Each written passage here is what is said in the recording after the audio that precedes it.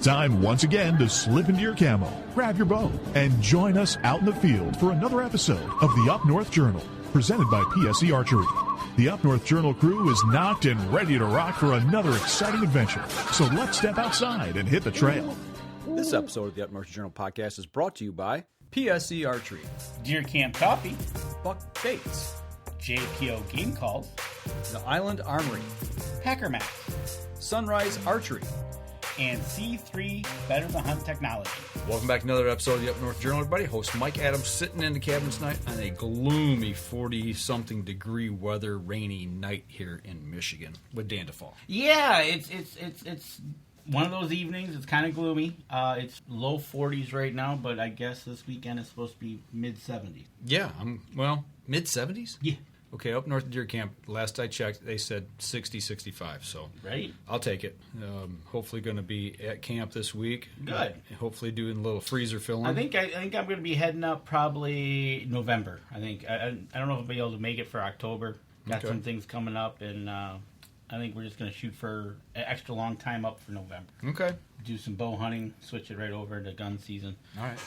But as we talked about it in our pre-show, we just looked. There's 42,000 registered deer, so they're just laying down some smackdown on some deer out there. That's good. Right? So, all right. Well, let's get into it tonight. Right. Let's take care of some business. Let's do that. You know what? It's that time of year, folks, with Buck Baits, proud sponsor of the Up North Journal. You want 20% off. Go use the promo code UNJ20 over at buckbaits.com.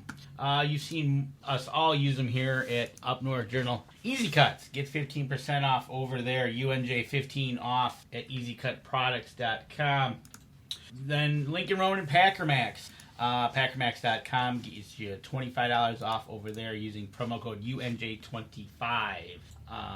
The Island Armory. That's right, folks. Why not get a new gun this week, right? I love it. Right? You got 10% off your order over there. Use the promo code UNJ10. Gets you the 10% off over at theislandarmory.com. We talked to him just a couple weeks ago. Troublesome Creek Taxidermy. If you want a bird mounted right like this one we have right here on the live show, but you can't see it on the podcast, you want 10% off your order, use the promo code UNJ10. When you go to our website, there's a button below the advertisement where you can download the form and fill it out. You can get a hold of him and then go through what needs to be done to get that bird taken care of for you. That's right. Give Scott a call. That's right. JPO Game Calls. 10% off over there. UNJ10 gets you 10% off your order at jpogamecalls.com. I don't think Mr. Miller over at Miller Deer Tracking has slept at all. Get 20% off your tracking needs on your next track. UNJ20, give him a shout over at Miller Deer Tracking.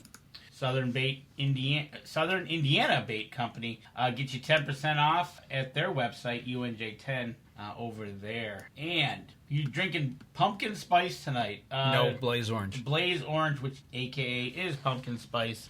10% off over at deercampcoffee.com. And if you do that, you'll enjoy some nice hot coffee. And if you want, we can go all the way up to Newberry, where it's 33 degrees. Looks a little wet. Get over to Cedars, get a pizza, get some coffee. It'll be a great night for it, with it being only 33 degrees. It does look a little chilly up there. I thought you guys were supposed to get like a foot of snow. West. We got some. Yeah, okay. We didn't. I don't think we got what the Superior Coast. All right. Bob Brown is in the cabin tonight with us. Nancy Jackson as well. So thanks for joining in. All right. Where do you want to start tonight? What are you looking at? There's no snow on that camera. So no. Let's start. We touched on it a little bit. We'll save the numbers for the deer towards the end when we play the video. There was actually a question.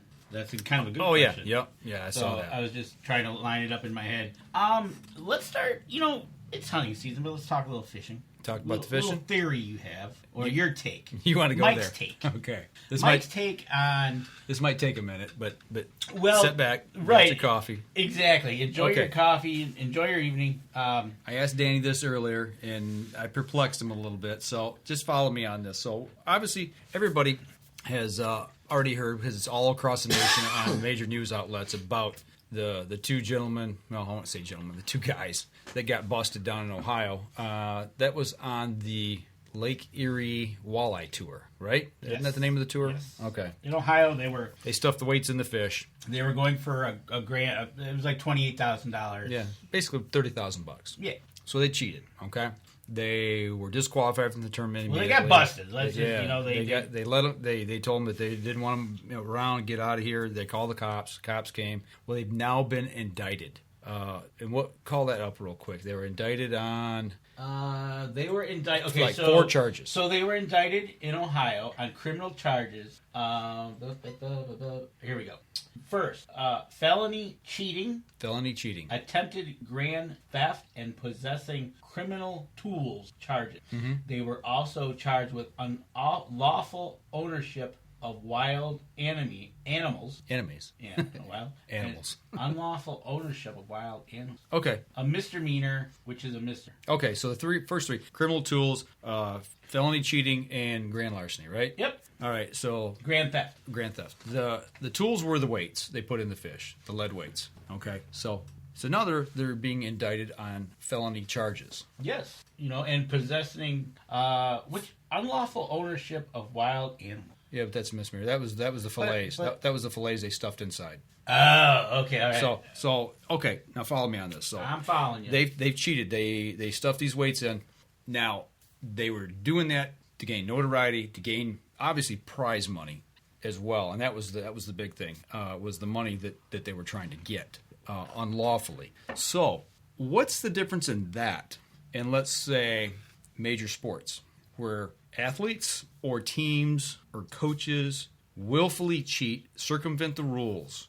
Let's say NASCAR, where you can tamper with a car, you can take weight off it, shave weight to get the cars lighter, to go faster. You could bore the cylinder heads or the cylinders bigger to gain more horsepower. You could manipulate the wing on the back. You can manipulate so many things to make these cars go faster. First of all, you have to pass inspection.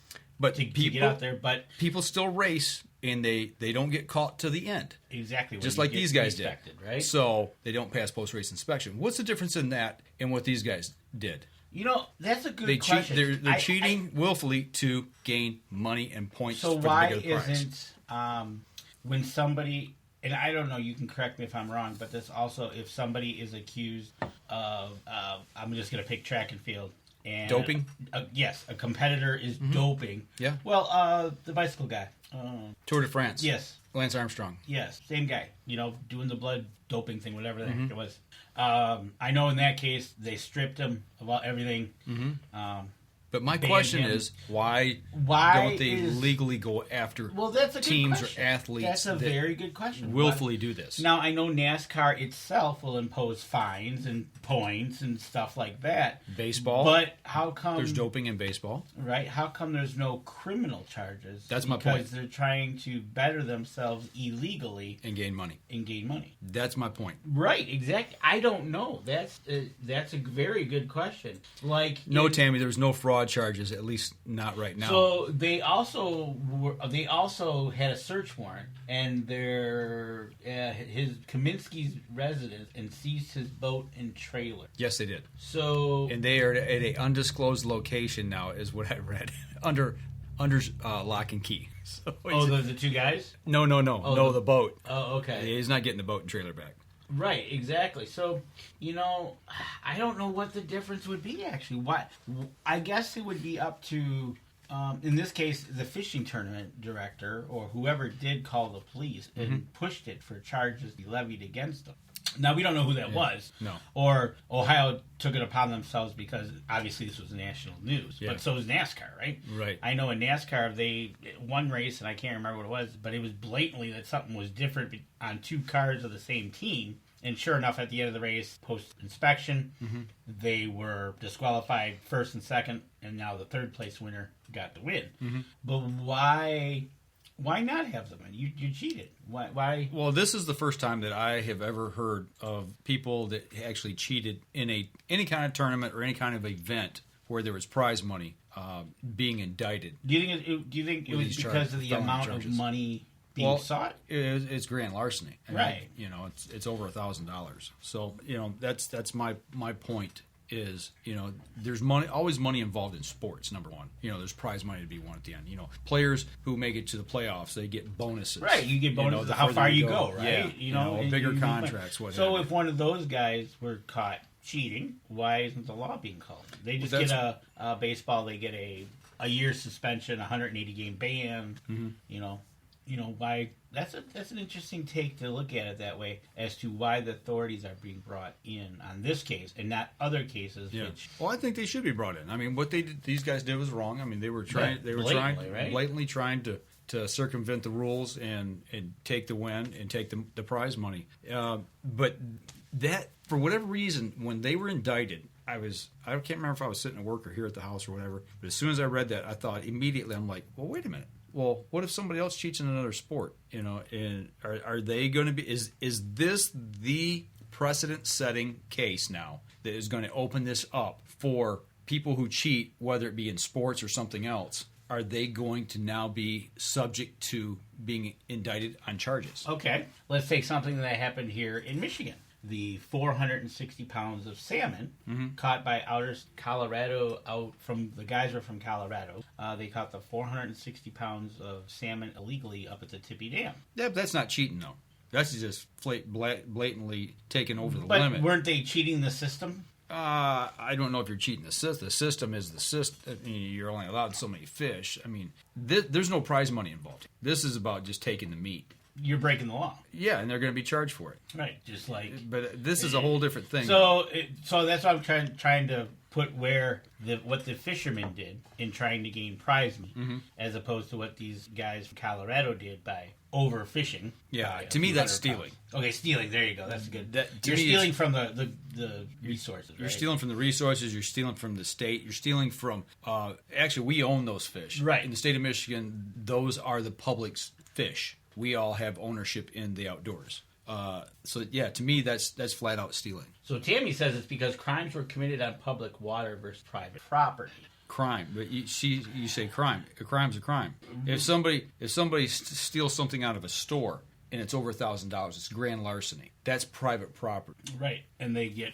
Maybe that's why the police were called in the first place. That I don't know. I think the police were called in probably for their protection, because they wanted to beat those guys down. I think it was literally at first was their protection, because in the video, which was very, very interesting to watch, even the tournament director like, just let them go, just leave now and nobody touch them, because it could go wrong real quick. And I think somebody called the cops, and literally where the cops were between them and the rest of the group. Right. So, and like Tammy says too, that over limits fall under poaching. Right. It's basically stealing, game animals. So it will be interesting to see how much of the punishment they receive, which could be up to.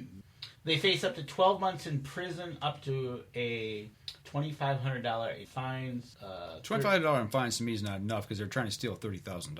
And okay, so 12 months or $2,500. Also 30 days and $250 for the misdemeanor. Okay. So depending on what they do, I'm sure they'll plead it. Nancy's asking who exactly is pressing charges. It's they were arrested in the state of Pennsylvania. I believe the charges are being they're being charged in the state of Ohio, because they were in Ohio waters on Lake Erie when they committed. Yes, it was. They were indicted in Ohio. Yep. So Ohio is pressing charges. But they got I guess they're from Pennsylvania, and they had Pennsylvania law enforcement actually confiscate the boat and do some of the investigation on that end. Tammy says that police presence was already there, according to one interview of one of the two promoters. So lucky them. Yeah, right. Yeah, they're the guys that got to take him in and deal with that.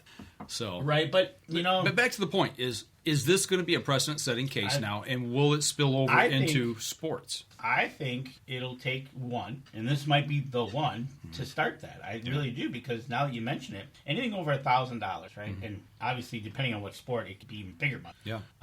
And really, these tournaments, like this one was $30,000, and those, the Bass Masters and the other ones, the walleye ones, a lot more money's out there. So I think you might be looking at something pretty precedent to say, okay, you were caught cheating. Now we're gonna call the law of the state and say, hey, you guys need to take care of this because it's over X amount.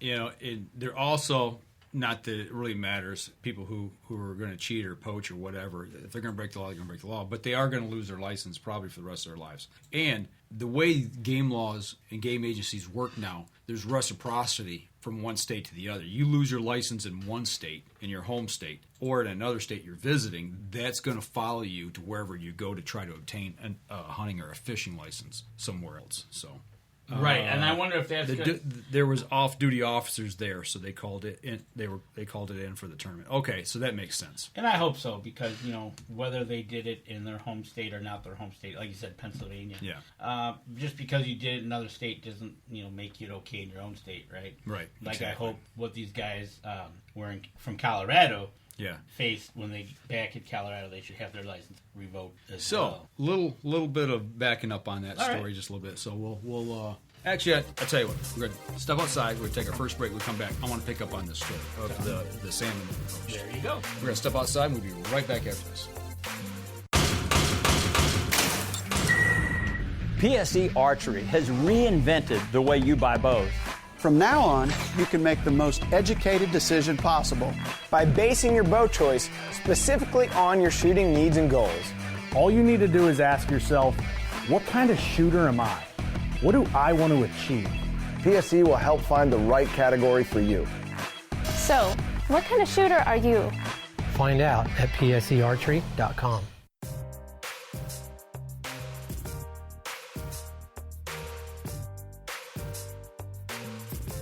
All right, we're back. Second segment. When we went to the break there, we were talking about stuff that was going on with the fishing tournament, and then it kind of led into the stuff that happened up here in Michigan. That was about 2 weeks ago, if I remember correctly, at Tippy Dam. There was a group of guys from Colorado that were taking well over their limit in salmon, and they were caught with 460 pounds of salmon. Yep. And on the bright side, those fish were donated to local families that they could be taken care of. So the fish did not go to waste, which is a good thing. Exactly. So the DNR were alerted from another angler, notified them of a group that was downriver was using illegal methods and equipment to take fish. Probably snagging. That's what I imagine. Mr. Steiner is joining us tonight. Welcome aboard, Denny. Right. They did not have a valid fishing license to start off with. Yeah. They were using illegal tackle and had 17 salmon taken by illegal method. Once discovered, the fishermen admitted to taking other fish. They found 40 to 50 more salmon back at their vehicles that had already been filleted. So the weekend that happened, that was on a Saturday, and I believe it was Saturday the 7th, 8th, 6th, 7th, or 8th, somewhere right around there. I don't know if it gives an exact date. This story come out later in the week. But the weekend that happened on a Saturday afternoon. We were camping in Manistee, and we wanted to kayak the Manistee River. Oh, okay. We wanted to kayak a section that we hadn't done yet. So we were looking for our put-in and takeout spot and just scouting. And it was a stretch between Tippy Dam and Rainbow Bend, if anybody's familiar with Manistee. So first place I go, boogity up to Tippy Dam. And as usual, they call it combat fishing. Right? They're elbow to elbow. Everybody's in the water. And I told Nancy, I said, just stay in the truck here with the dog, because it's. Have you ever been to Tippy Dam? Yeah, I think I have. It's been a while. So you walk the path. It's a big drop, and then all of a sudden you get to the stairs, the cement stairs, and then down.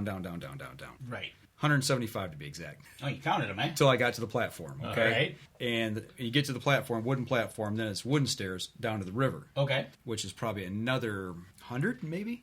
Okay. It's a long way down. Yeah, it's the march up and down the stairs. And I remember I had been there one other time. I actually fished there. First time I had ever fished for big fish. Okay.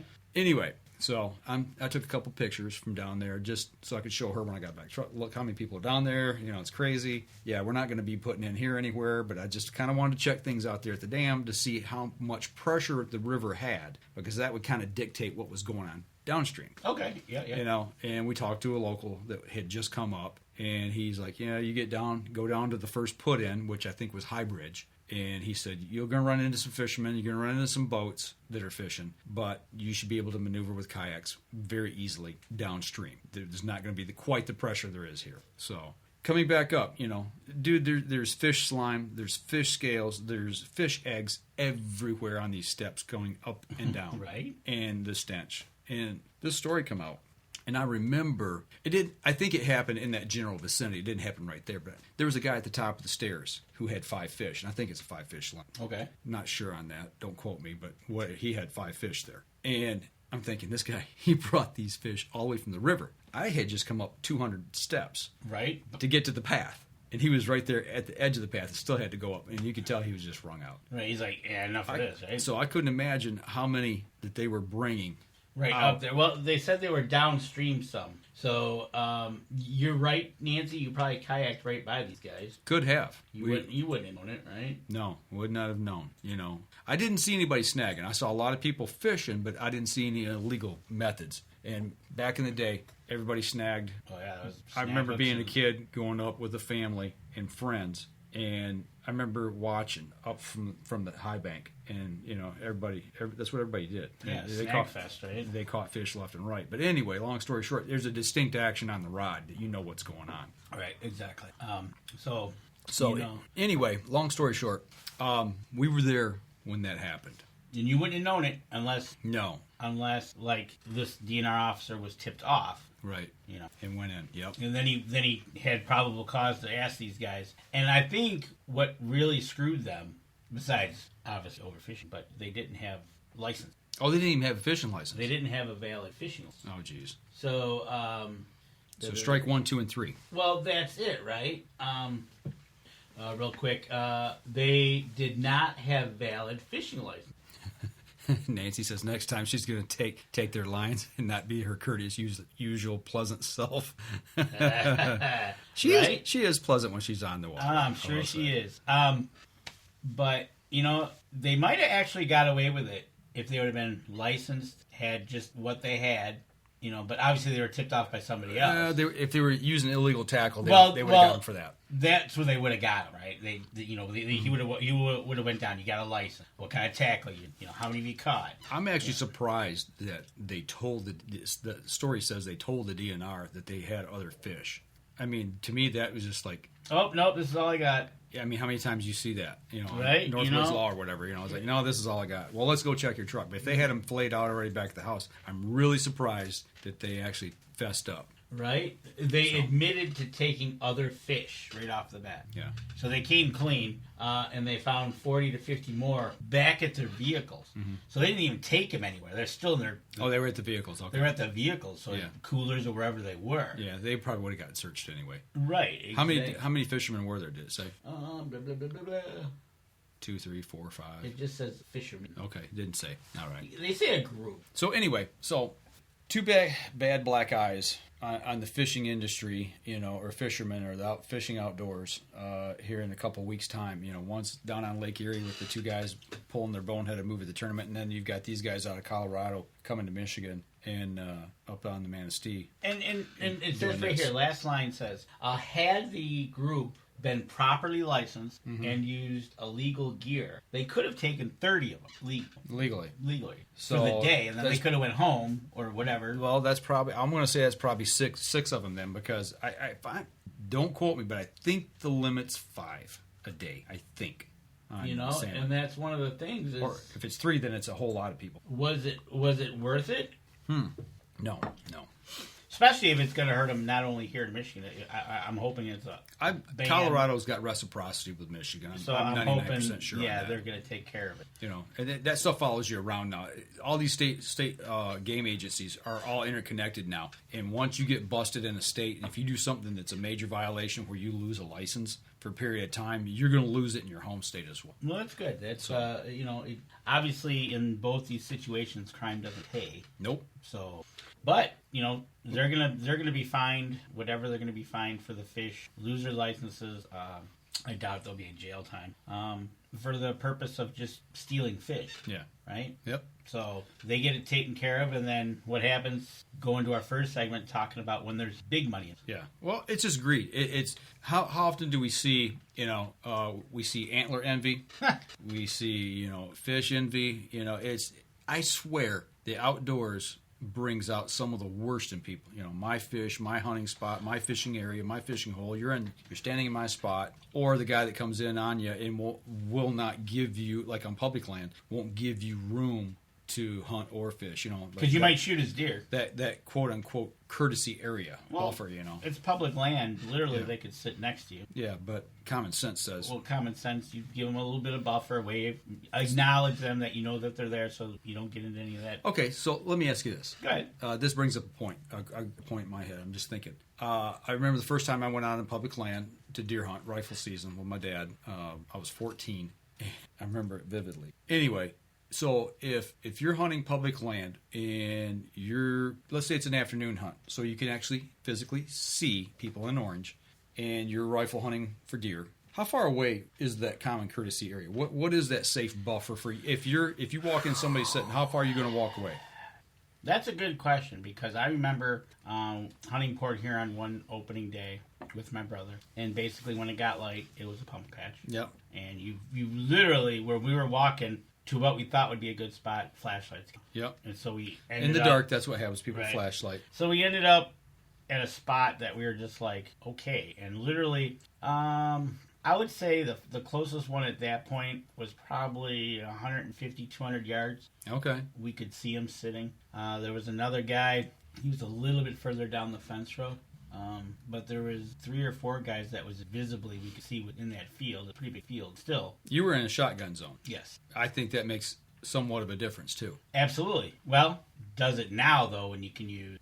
Not down here, it doesn't anymore. Right. But I'm saying back then. So that's also another good thing to think of when you're hunting like that in the rifle zone. Mm-hmm. You know, do you really want to be that close?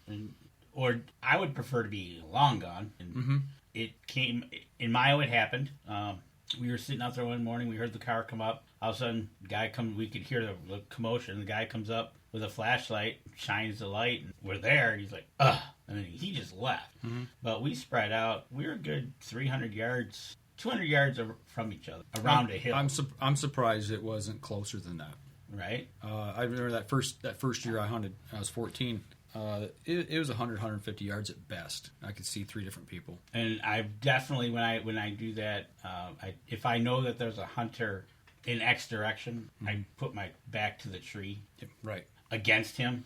And I think terrain might make it a little bit difference. If there's a hill, right? You know, you're going to go over the hill. You know, you can probably get 150 yards away. If you're shooting, you know, if he's facing this way and the hill is behind him, and you go over the hill the other way and there's nobody there, you're going to be hunting the other way. I think that might play a little difference, play differently into how far away you actually are. I had a guy when I was hunting with Kelly down here in the lower, 50 yards. Mm-hmm. We put our back up against the trail on the other side of an oak tree. We were watching the woods. We called it a night, and we got up, we turned around, and I literally stepped on the trail, and I looked, and he was facing me. Yeah. And I'm like, really? Yeah.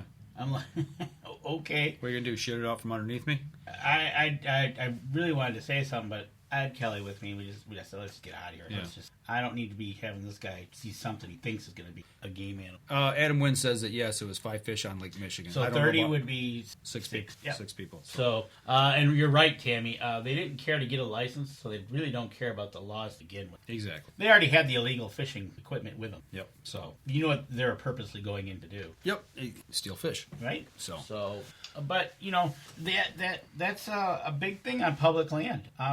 I know we used to hunt up in Port Huron. Opening day, I can guarantee you, the lady was going to come riding her horse through the public land. Mm-hmm. We had that in an area down near Brighton when I hunted down there with some guys. Yep, there was horse trails. I never personally saw it, but one of the guys I was hunting with saw it. Yeah, you hear that thunder. Yep. And he's like, what is that? And here she's wearing a vest, and she had... the horse had a vest? The horse had a vest, too, and she's just riding along. And I'm like, well, it's public land. Yeah. You can do whatever you want. Yeah, there's a big deer coming. Right? I don't know how confident I'd be going out on that day, but... you know, it is what it is. You deal with it. We've run into it over at Seven Lakes during turkey season. For sure, right? You know, people walking. We come out in full camo. And during turkey season, for people that may be watching or listening that don't know, in the state of Michigan, you don't have to wear hunter's orange. And most people, and we don't wear hunter's orange when we're turkey hunting. And you walk out, you got full face camo on, you know, camo paint. It looks like you're playing war games. You come out of the brush, and you got your shotgun slung over your shoulder, and people look at you like, where did you come from and why are you here? Right, exactly. And, it's kind of getting warm, so people are getting that itch to take that walk. Take their dogs out. Take their dogs out. I've had dogs, people. We've had just about everything. Well, you had helicopters, too. But yeah, I had a lady in pink jogging pants and a little fluffy dog walk between me and my decoys. Right? And I was like, you got to be kidding me. You really? You don't see those decoys right there. 20 yards in front of me. Those pretty little turkeys aren't moving. Mm-hmm. So, but, there again, it is interesting when you are faced with that, especially if you're also hunting. You go out hunting like turkey hunting. Opening day, you've scouted the area all week, making sure that where you want to be and your blind set. You go out there and all of a sudden there's another blind. Yeah, right next to it. Right, in the same proximity. I literally had that over there in Holly. I was in the back, so I had to turn down the trail, and right at the beginning of the trail, here was a blind. Yeah, I'm like, well, it's state land, and that's the thing about hunting state land. It's but I think common courtesy. Give that guy or gal some space. Right, exactly. And all you had to do was walk 100 yards in, and you would have found my blind, which was fine. He was the Energizer Bunny caller, so whatever. Well, I'll tell you what, we're running a little long here on this segment, so let's go ahead. We'll wrap this segment up. We're going to take our second break, and we'll be right back after this. PSE Archery has always dominated the speed category. Now, the most revolutionary cam system ever to hit the market has perfected the shooting experience. Introducing PSE's Evolve Cam System, featuring extremely high let-off capabilities and the smoothest draw cycle in history. No other cam system has ever delivered this level of total comfort and total control. Experience PSE. Experience performance. All right, we're back. Third segment of the show. Folks, you're listening to the podcast. You missed it. You're missing what's on the live feed, or you're missing what's on YouTube. What we talk about in the breaks that you just heard the commercials from the podcast, but on the live feed, we talked about something totally different. So you got to go back and watch that, or watch the YouTube part, catch what we talked about. There you go. So where do you want to go now? I think, let's see, we talked about our fish. We talked about our... Do you want to try to play the video? Yeah, we can do that. Let's do that video segment. All right. So we're going to set up. We're going to try something new here tonight. So you know how we've talked on the show. We've talked with Lincoln. We've talked with a whole bunch of people. Kip Adams, Chad Stewart. We've talked about deer population and how do we get to whether the numbers they're looking for. Right now, Michigan's enjoying their first mandatory check season, 42,000 as of tonight. Now, to answer Tammy's question, do you think that is more than you expected to be at this the point? 19th day of October, about a month and a half into seasons? Okay, so typically, what do we shoot here in Michigan? Between 200 and 250,000 deer? Yeah, it's about that. Yep. So let's just say 200,000 deer. So we're already at 20%. In the first part of bow season, the first couple weeks, and a couple of special hunts. Yeah, I'm actually shocked that it's that much.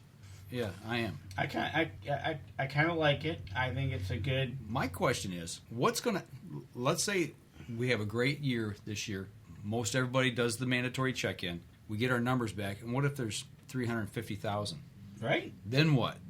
What does that do to all the previous numbers? Well, that kind of... This is going to set a precedent. Here we go, setting a precedence, right? Mm-hmm. Here we are, first year mandatory deer check. You got the non-believers, believers, whatever you want to do. But all of a sudden, that number now is high. Mm-hmm. All of a sudden, like you just said, 350,000. Oh, wait, we shoot on average 200. Mm-hmm. Why are we shooting so many more deer? I don't think we're shooting more deer. I think we're counting more deer. I think, yep. If that's the case. We're not saying that's what's going to happen. We have no idea what's going to happen. Yeah. We'll have to give Chad Stewart a call after seasons, February, March. Say, hey, we just looked at the numbers. Mm-hmm. Well, you had, this is the third year, or is this the beginning of I don't remember what he said. But is this a good swag, or is this wow, this is a good eye-opener, yeah. An eye-opener leading into next season. Next season, we hope to see just as good, if not better, reporting. I think if this leads to better numbers, more efficient numbers, then it helps them make the decision. What does better numbers mean? Does it mean more deer, or does it mean more deer report? I mean, to me, what I hope it leads to is better deer management. Overall herd management. The overall, that's what it's supposed to lead to. Yeah. Better counts equals better deer management. Better specific deer management in zone. Better control of what's being taken care of, shot. Better numbers of looking at maybe disease or not. Right. Well, I'm going to throw one at you. And actually, I did this earlier tonight, too, but I'm going to put it out there. So what I'd like to do is the morning of the 15th is I want to snapshot what's been shot right before daylight, okay, what's been reported, okay, for archery season. And then at the end of the season, I want to snapshot. Oh, for gun season. For gun season. The 15-day gun season. Yep, and do the same thing there. And then I want to go back and I want to look at not the total, but the percentage of does shot to bucks in archery season versus the percentage of does shot to bucks in gun season. And my theory is, this is my own personal theory, that archery hunters will typically shoot a higher percentage of does to buck ratio than rifle hunters. That's just me. No, that's... And you get a 72-hour swag, so December 3rd, you can take that last snippet and say, okay, that's your 72-hour reporting window. So from the 15th to the 3rd, this should be roughly our gun season. Right, yeah.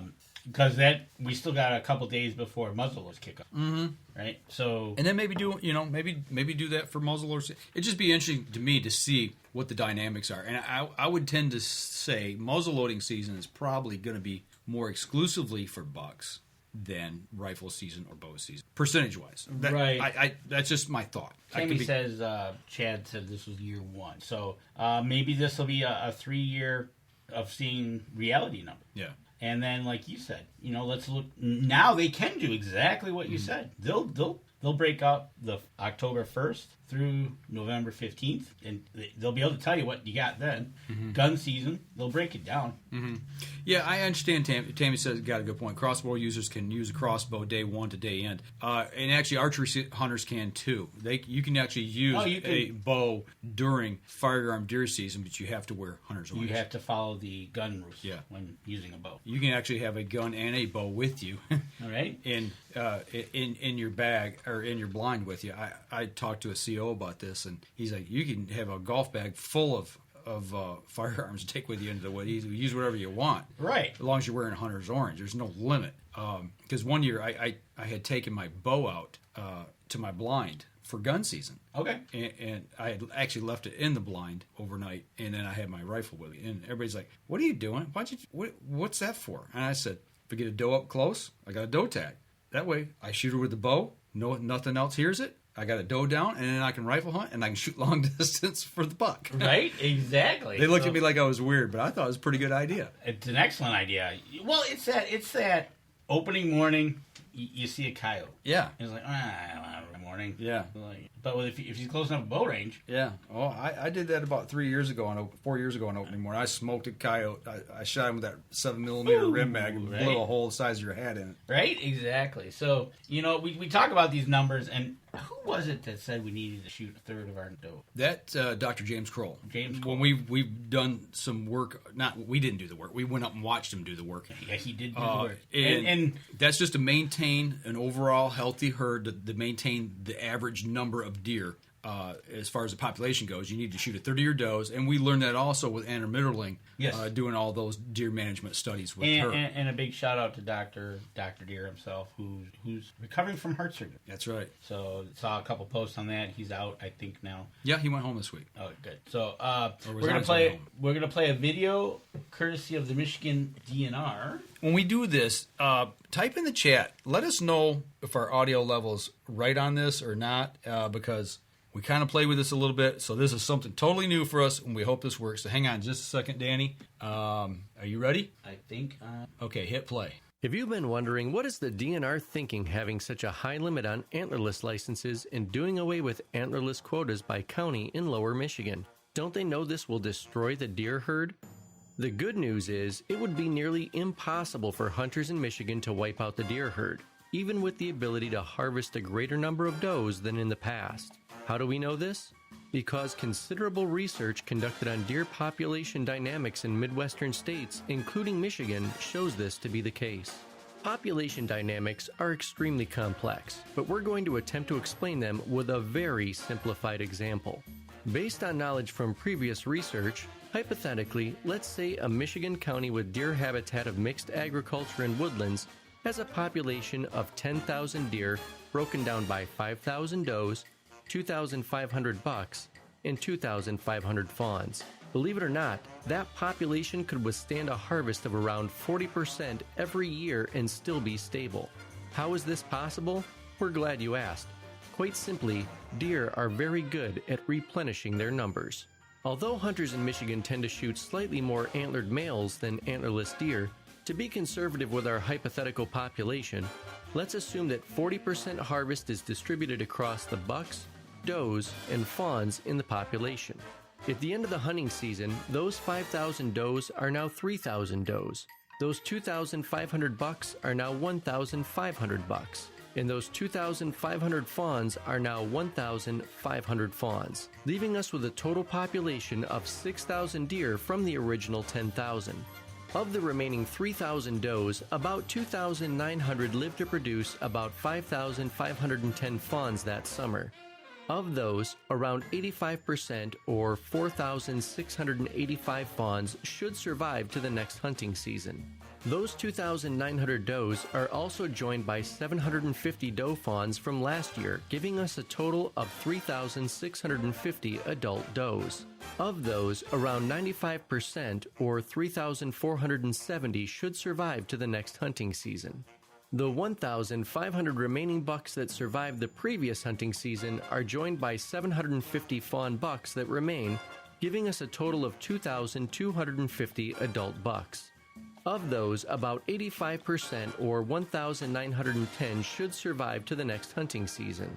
When we do the math for the deer surviving to the next hunting season, we end up with 10,065 deer populating our hypothetical county, a net gain of 65 deer from the previous year. But what if the harvest is well over 40%, you ask? In reality, we don't see harvest rates that high, so we're unlikely to see it surpassed for a variety of reasons.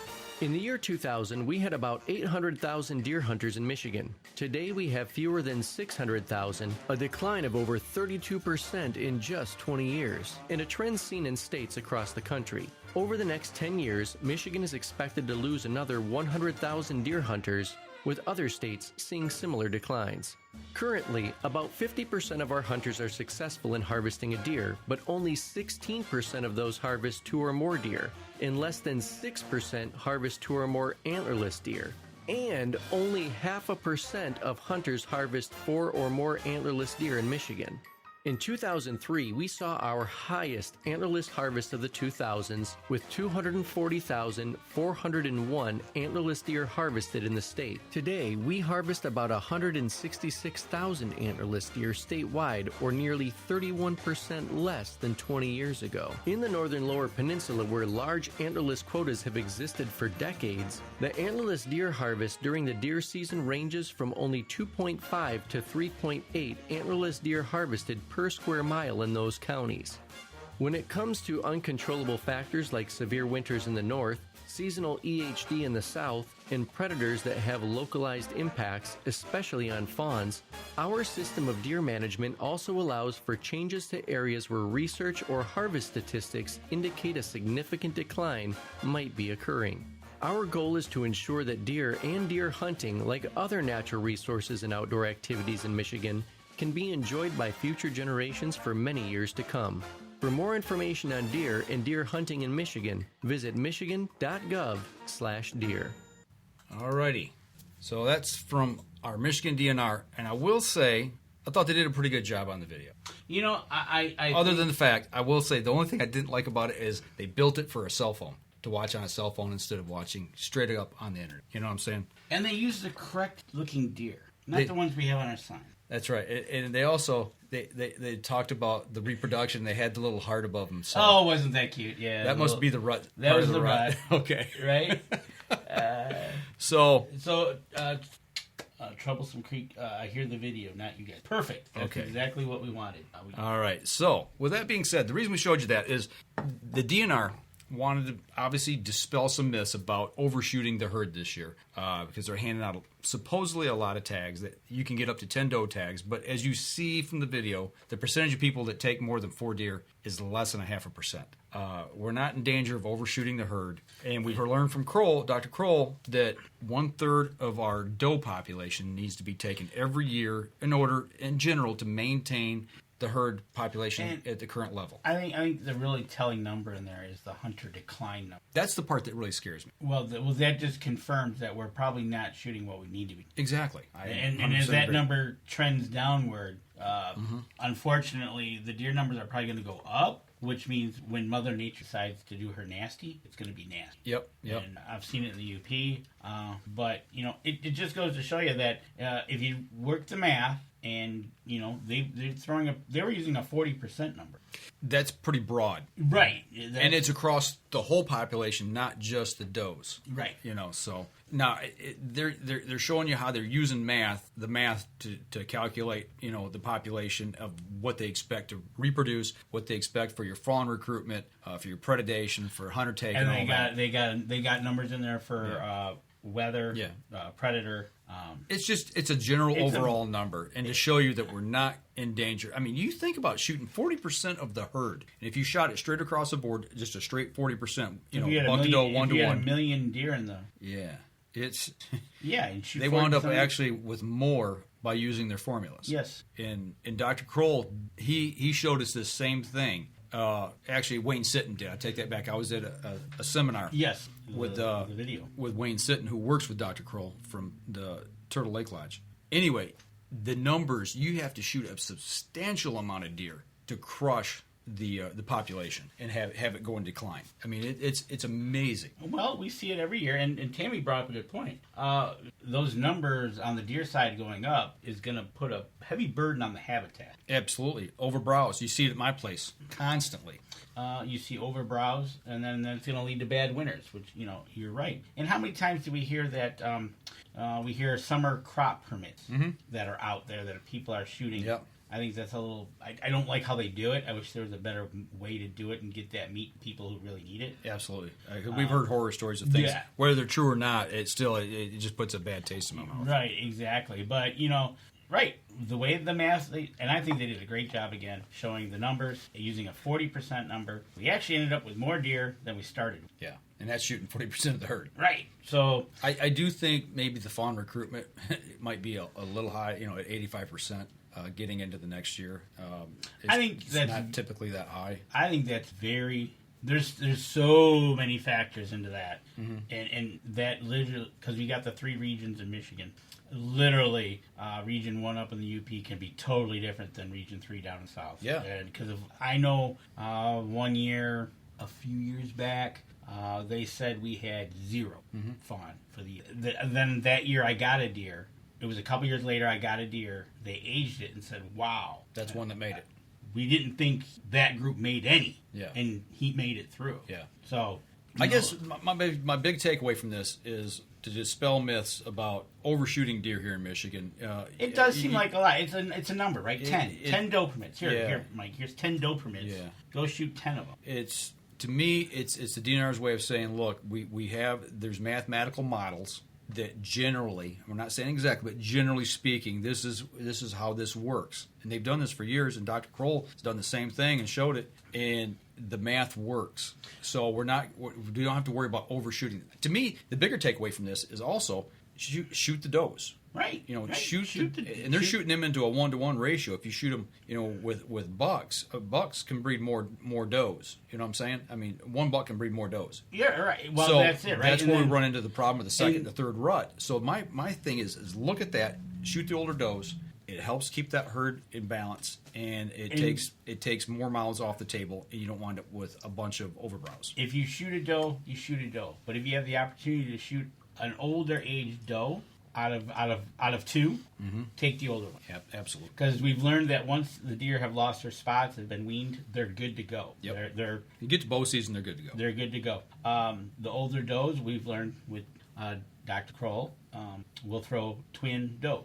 Yeah, the numbers are astronomical. Right. It's like 80% of the time, you get a doe into that 4th, 5th year of age, will start throwing twin doe fawns. The percentage is higher than being a doe buck fawn at a younger age. Don't ask me how nature knows an older doe versus younger doe. Well, what is it? What did he say? The does that make the fawn in the year that makes it past 80 days can go into the breeding cycle. Yes, if they're born in first rut, and she'll throw from a first rut buck. I can't remember the number percentage, but she will throw a buck fawn the next year if she was bred. Yep. First year fawns that are bred will generally throw one fawn that breeding cycle, in 80% of the time, or 85% of the time, it's a buck. Right. And you take that and you look at a young doe taking care of a young buck fawn versus a matriarch doe that's got twin doe fawns. Who's going to get the better food source? The matriarch doe, because she's going to run the younger ones off. And so who's going to get more food? The twin doe fawns versus that young buck fawn, because he's off over here getting the less forage. Right, and you can see it in the social network when you see them out there. You can tell which one is a buck. And it goes with food plots as well. They talk about proximity of food source compared. There's a correlation between predation and food plots, because a food plot, mama doe keeps her fawns close, gets her food to make milk quickly because there's an abundance of food in one spot, and gets to tend back to her fawns more frequently to keep predators away, versus a doe that's having to feed in natural browse and pick a little here, a little here, a little here, a little here. It takes her longer to feed to get enough food to make the milk to go back to feed her buck. Because she needs 5 pounds a day, right? So where's predation more likely going to happen? Exactly. Denny Steiner, we are, as responsible hunters, are going to have to step up, take more deer, and there are lots of non-hunting families that need the meat. Absolutely. For sure. That's take it to your local food bank. Food bank. I don't know the name of it here in Michigan. Hunters for the Hungry, maybe. Yep. Something like that. Something like that. You can donate deer. There's also wild game dinners that need donations of meat to provide for. I know there's a local church that asks for donations of deer meat so they can have a wild game dinner. Local food pantries. So they can send their youth groups on their trips. Yep. It just we have a resource here that we can spread to the non-hunters and use for various reasons. But you're right, Denny. From what I say, this time of year is for me, it's all about fitness. I'm into fitness. I'm into fitness deer into my freezer and then into my belly. Oh, Lord. I knew where that was going as soon as you said it. I'm like, oh, here it comes. But, yeah, you're right. And, it's a great video. I like it. We'll make sure to post it up on our Facebook page. I've been critical of the DNR. But so, here lately, I'm starting to see steps in the right direction. Here's the thing. First complaint in how many years we've been together doing the show. How come we can't be like Illinois, Indiana? All these other states have this mandatory deer check. Now we got it. We got it now. And, okay, guys, well, pick your reason why I'm not going to do it. But you know what? This is what you've asked for. So this is year 1 of the mandatory. Last year was just it's here. This year it's now mandatory. There's always going to be naysayers. There always will be. In 3 years... I don't know. I don't know what's going to happen. I know there's some bad taste in a lot of people's mouth from what they've done, but a lot of that, is it in their control? Yes. So a lot of it comes from above. A lot of it comes from the appointed people on the NRC Commission who set the rules. So there you go. So stay tuned. We might do a little experiment in December with exactly what you said. If we can kind of go in. I'd just like to see. I'll have to look at the app a little bit and see if we can't mess around with dates and get that information. If not, I'll just reach out to Chad to say, hey, can I have a couple of dates of information? Well, and like I said, we can screenshot it too. So, we can kind of figure it out. I hope I'm busy and I won't be able to screenshot it with my... I'm talking before first light. Oh, okay. Not while I'm sitting in the stand aiming down the barrel at a big temple. What? Come on, man. Right? All right. Hold on, I got to take my screenshot. We're going a little long here, so we're going to step out, take our last break. We'll be right back after this.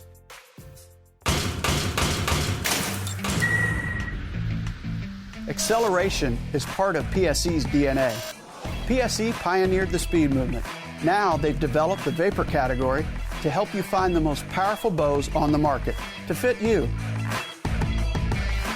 High speed equates to intense power and building the momentum you need to be successful. Are you a vapor shooter? Find out at psearchery.com.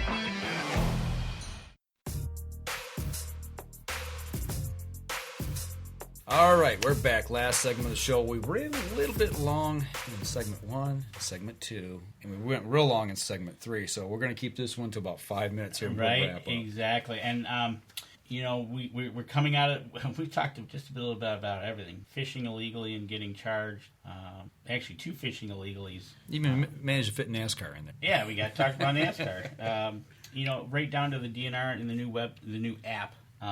Well, speaking of hunting season. So speaking of that, it was interesting. I ran into this problem, and I kind of get it and I don't kind of get it. But anywho, I'm still trying to figure out why it didn't happen. But I went to go get my fall turkey permit. You told me about this last week. Over the counter. Yeah. And I knew I had it right here on my phone. It says I was successful in getting my Unit M. Okay, so it said you were successful for the draw. You needed to purchase your license. Yep. I'm like, all right, cool. Just do it over the counter. The gentleman looked it up, says, nope, they're sold. I said, but I get one. He goes, well, you can't select. I can't give you one. I'm like, huh. You were one of the ones that was selected, but you just didn't get it because it was grayed out. Yeah, in the system at the store, it was grayed out. Okay, so it couldn't be selected. So here's the thing. I gave him my license, so he knew, the computer knew who it was talking about. Right. I'm like, all right. So it should have opened up. That's what I would have thought. So I came home, and I went online with my account, went there, fall turkey, add to cart, boom, $20, and you bought it. 4 days later, I had it in the mail. Okay, so you got your tag in the mail. Yeah. In the meantime, you had it on your app. Well, it said successful. Yeah. Well, and I was successful, and now I've purchased it. Do you have a virtual license on your app? Let's take a look. Because I think it's supposed to have them in the app as well. Is it? If you log in and sync it to it, I think it resyncs and puts all your licenses in there. Is the way I think that works, because my fishing license is in mine. So, is it? Yeah. So, that's part of this new app, part of the new deer reporting process for those of us here in the state of Michigan. There it is. Yeah, see, there you go. See, they can scan that QR code with their scanner and actually verify that you've got your license. So, just another thing that they've done that I think helps, but somewhere along the way, there's a glitch in the system where you couldn't buy it in the store. Right, and I would have to have been right next to the guy to see what he was clicking on. Yeah. I don't know, but it was just one of those moments. It was like, oh. And something else I learned today, speaking of hunting this year, if you're in the state of Michigan and you're going to be trapping or hunting bobcat, you need to get your bobcat tag by Monday the 24th is the last day to apply. Really? And that's just a tag.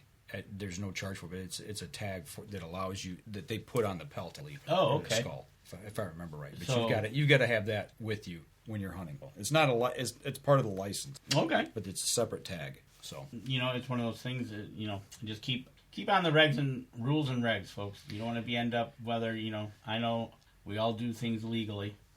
But there's out there that you might miss it, you might skip it. Yeah, because that was frustrating about the turkey one, right? Right. Well, it's just like your zone up there about hunting does this year. You have to apply for a permit to get a antlerless license to hunt doe in your area. But in the same breath, I could use one of my combo tags, my buck tags, as a doe tag in any area. That is correct. I looked that up in the book the other day, and I'm like, yeah, right here it says in that area. Archery, you can use your combo tag in archery for 2 does. Yeah, if you want to. I can use a universal deer license. Nope, I can't because I wasn't selected. But you can use your archery tag. But I can use my archery tag. But I can use, it just so happens a mile down the road, I can use my universal antler. But yeah, right. It's just like... To me, that's confusing. It was very... I had to literally, like you did, I sat there and I almost had to map it out in my head. Mm-hmm. Okay, I can't use it here, but over here I can. That's what it says. But I can also use this tag here. Right. I'm like... It just, to me, it's convoluted. You're getting to the same point, but you got to read between the lines as to which tag to apply. And literally, it could be a very gray area. Literally, if you don't sit down and read that, and if I wrongly tag the deer, and they say, "Hey, where did you shoot this?" I'll be like, "Oh, right here." And well, no, you can't use that there. I'll be like, "Oh, yeah, you had to use one of your other tags." Right. So to me, that's just it's a recipe for disaster. So. It is. We'll trust me. We're probably going to have that when we're up hunting in November and we're shooting does. Just everybody make sure they're using the right doe tag or not or whatever's going on. Yeah, exactly. Like you said, you got to have the bob tags. use the right tag. There you go. So, anything else for the show tonight? No, not really. Let's see. No more comments, so we're good there. We're caught up on everybody here. So yeah, we're next week. Next week we're still open. We got we might reach out to a couple of people. Let's see if we can't. If anybody follows Buck Baits on Facebook, there was a nice buck shot. Muskegon County? In Muskegon County. Nice. Using Buck Baits products. Using Buck Baits and JPO. There you go. So, all right. 2 of our supporters here. Right, exactly. So, but other than that, on to Halloween. Well, I'm going to hopefully be sitting in a tree stand at sunrise Saturday morning. There you go. And hopefully I'll be looking to fill the freezer. Well, you just had your last deer steak today. Yeah, big shout out to Nancy. My girlfriend fixed the last of our deer steaks that we had from the past season. For those of you who may or may not remember, we had 2 deer last year. Had one made full made into summer sausage. The other one we took and packaged everything up. And we had the last of the steaks she cooked last night, and there was enough left over that I had for lunch today at work. And everybody's mouth was watering. They come in. I had it sitting in the control room, and I'm starting to eat, and I had 2 people come in. What smells good in here? And I'm like, it's deer steak. Steak and potatoes. That's deer steak? Man, that smells good. I go, it is. It is good. I get out. Right? So, but she can cook. Oh, man, she can. There you go. So get outside if you can. The weather's kind of doing whoop-de-doos. 40s today, 70s this weekend. Just get outside and enjoy. I hope it's not that warm this weekend up north. It's supposed to be 60 to 65 at our place. That was 2 days ago. So hopefully the weather holds. This front's going to push out of the area Friday. So Saturday morning, I'm hoping that the deer got the feeding bags on or on the move. For you here, it's going to be Saturday 72, Sunday 75. Yeah, here, but I'm talking 200 miles north. Well, that's you know what that ends up or being. 150 miles anyway. So right. So get outside, folks. Enjoy it. We're going to have daylight savings coming up, aren't we? 2 weeks? I think so. Right around the 1st of November, I think. Sometime in November. Right. It's pretty dark in the morning. Yeah. So if you guys are getting out, getting in the woods, everybody, please put your harness on. Use your climbing gear to get up safely. And when you're in your tree stand, strap in. So and identify your targets, please. Yep.